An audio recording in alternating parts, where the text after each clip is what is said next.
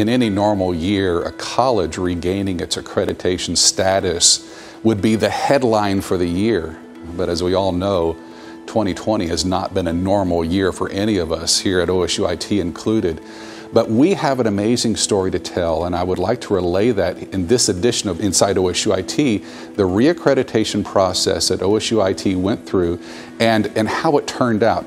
But to help tell the story, I want to introduce you to a couple of people that were intricately involved from the very beginning all the way up to now with this process. First, I'd like you to meet Dr. Kevin Hulett, who is our Associate Vice President of Technology Services on campus.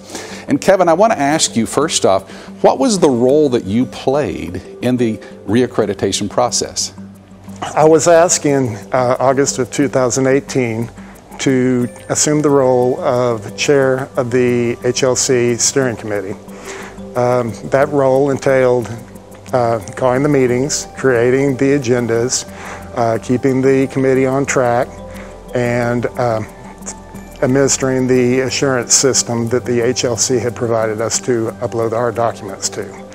I also did some of the writing on the assurance argument and assisted in linking documents to the argument. You're being very modest. There was a lot of work involved with this. This was a big assignment that you took on, and I know that you have a very busy job already at OSUIT. Plus, you were working on your doctorate degree at the same time, so I've got to ask the obvious question. Why did you choose to take on this assignment? What was it about it that interested you? During my doctoral study, I took a course, and the course was Assessment of Student Learning and Accreditation. And in the course of studying that, I realized that I really was interested in that subject and wanted to be involved if it was possible in the accreditation process.